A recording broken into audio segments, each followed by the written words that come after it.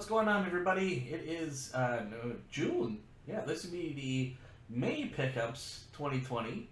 It's been a wild ride, and of course, we all know what's now happening this week.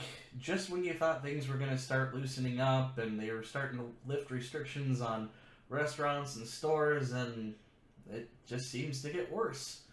Uh, it's not something that I want to bring up here, but at least we can say we have video games to keep us busy, right?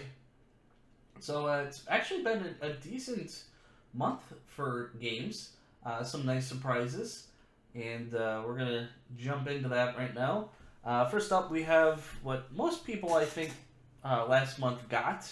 That is the Xenoblade Chronicles Definitive Works Edition, which includes the giant art book and the game, which is all that's in here, which is kind of disappointing compared to like what Europe or Japan even got, where they got like the soundtrack and a couple extra goodies.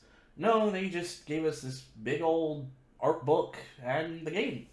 But I'm okay with that. I mean, it's updated graphics. I really enjoyed the Wii version. I picked it up day one when it came across, and I put probably 70 hours into that game and never really finished it. But it always came off as really kind of muddy to me, and after a while it started to hurt my eyes to play it, and then it didn't really look good, but I enjoyed the gameplay, and I enjoyed the story. And hopefully going back to the Switch version, I can revisit that, and maybe it'll draw me in a little bit more. At least that's my hopes. Next up, another Switch game, this one from Limited Run, a game that I'm kind of double dipping in. I do have this on Vita, and that is the Cyberpunk Bartender Action Valhalla. And I wanted to get this because, one, I really liked the Vita version, but to have it again on the Switch is even better because it's kind of like moving up a little bit. No real difference between the Vita version and this one other than the form factor of it being on the Switch, and the art on it is different. I want to say this does have a reversible cover on it, so that's kind of interesting, but the art alone is kind of what caught me, plus the fact it's kind of a chill game where you just sit back and mix drinks for customers, and there's a little bit of a story going on there, and it's in a cyberpunk universe. So I thought that was pretty cool, so I didn't mind double dipping on that, even though it took it probably 3 months to get here. Then we got another game I'm actually looking forward to jumping into. Probably another one I'll double dip on. It's, well, we have Uda Ware Romano, the Prelude to the Fallen, and this is the prequel to the first two games that was released on the PS4 and Vita, and I really enjoyed it. It's a strategy RPG game mixed with a visual novel, and I really got into the story. And to be able to now have all three, I'll probably be using this on my Won't play it on my Vita version until I can download the actual digital version, which NIS was kind enough to actually remember us on Vita Island. So we can have all three of those games on the PlayStation Vita, and for those of you who are lucky to get the first two games on the PS4, you have a complete physical version. Unfortunately, in Japan was the only place that actually got the physical version on the PlayStation Vita. And I did debate going back and trying to get the PS4 versions, but the first game, or the second game, I should say, in the trilogy, the first one they came out with from Atlas, has really skyrocketed in price. It's about $50, brand new. I mean, it's still available at least, but I was kind of like, yeah, for a game that old, I would think it'd be around the $20 mark, but apparently it's not. The second game, or the third game in the trilogy, is actually under the $20 mark. And I was kind of like, well, I can get the third game and the first game and hope that the second game drops into my lap somehow. But we'll see. The other thing is I've already played through those two games and everything, and I enjoyed my time out of them. So I'm not quite sure. Kind of on the fence on that. But anyway, I at least have all three in some form now. Probably the biggest surprise for last month was somebody on Discord got a hold of me and said, hey, I have these games I want to get rid of. Would you be interested? And I said, absolutely. You kidding me? I can't find this stuff anymore. It's been almost a year, it feels like, maybe more, since I've actually gotten a game for this system. And of course, I'm talking about the Sega Saturn. Finally, a Sega Saturn game, and that is Sega Rally. In the nice little gray bar with a kind of holographic cover to it, and it's in great shape.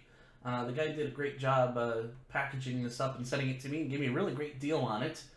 This is one of those games that just about every Saturn owner should have in their collection. It's one that I was going to look for at Midwest Gaming Classic this year. Last year I tried looking for it, and I only came across the Japanese version, so I ended up picking that one up. But now I have the US version, which isn't really the best version of it for the Saturn. I think there's like a Sega Rally Plus version, and that's the more definitive version. That is a Japanese only release, and it's kind of hard to come by. And for the price that you pay for this versus the Japanese one, this is actually cheaper, which is surprising for a Saturn game because most of those games have just been going up and up in price. But that surprised me, so I'm excited that I actually got a Saturn game in my collection. Now the big part, and I'm sorry to disappoint Vidjagamer, as last month he was surprised that I didn't have any Vita games, which is the first time in a very long time. And the Vita games are now back. So first up, we got a import. Well, both of them were imports, actually. This one in particular is from Red Art Games, and that is Riddled Corpse EX. This is a twin-stick shooter with RPG elements, so it plays a lot like kind of Robotron or Xenocrisis or any of those.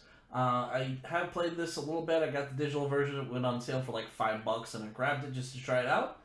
It wasn't too bad. There is a lot of grinding, and it is kind of difficult, but it's a fun game. So I decided to get the physical version as there was still some left.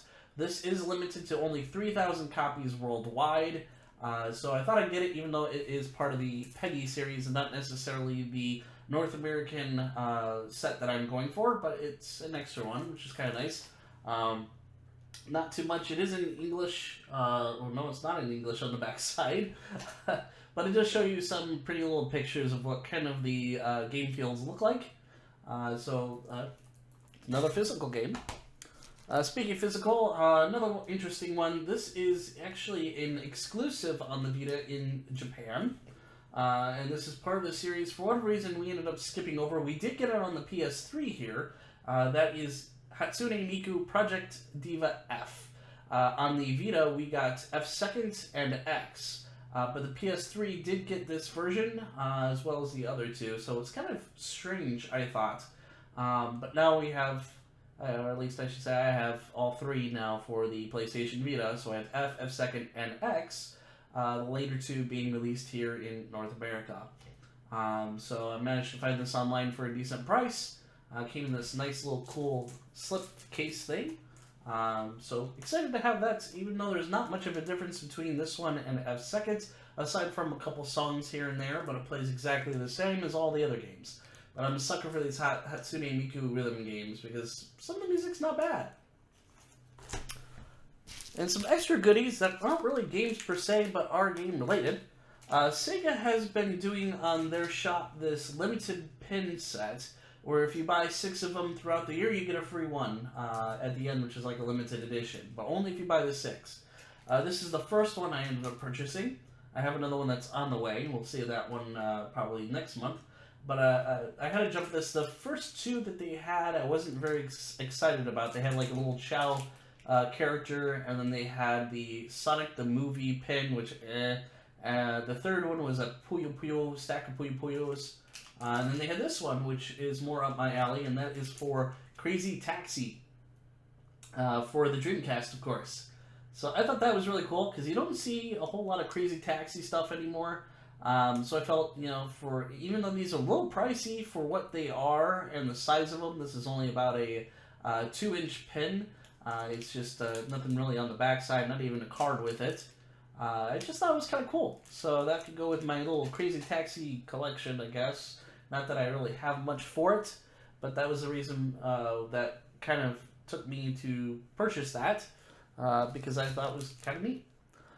Getting back to some of the Vita stuff, this was a Kickstarter from Candy Alchemist on Twitter, and I thought it was really neat just for the fans, but she created special pins for various games on the Vita that were kind of popular, and I picked up 3 of them that I thought was some of my favorite games out of the list that she had. I think there was a total of like 5 or 6. I want to say 5, and then there was a glittery black one, and then a special red one, and a pink one or something. She does have an Etsy store. If you look her up on Twitter, there's a link to her Etsy store where you can actually purchase whatever she has left if you're interested in these. But the first one, from Alchemist Candy, we have the Steins Gate one, which has got the little capsule toys. And I just kind of like the whole theme going on there, and the colors are kind of cool. Second one we have is Hatsune Miku, of course, which I thought was pretty neat, with her looking kind of crazy, with the X and the O's. And then the last one we have is Gravity Rush, which is a really fun game, and possibly one of the better games to play on the Vita, just because of the touch capabilities and everything, even though they have the remastered version on the PS4, which is very hard to find these days and very expensive. But we have a nice black Vita here with the with Cat and her cat. I don't know if that's actually going to focus at all. Stupid webcam. But yeah, if you're interested in those, definitely look her up. It's very great quality work. Has a nice back card, and it has each of them have 2 pin holders on them.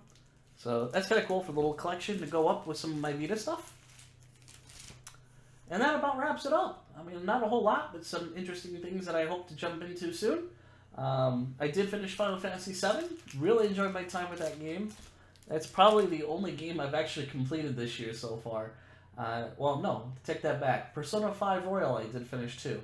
And I also probably dropped a good 65 hours into that game trying to get everything. So those 2 games are about the only ones that I've actually finished this year so far. So, but yeah, so that's it for now, guys. As always, thank you for watching, and we'll see you next time.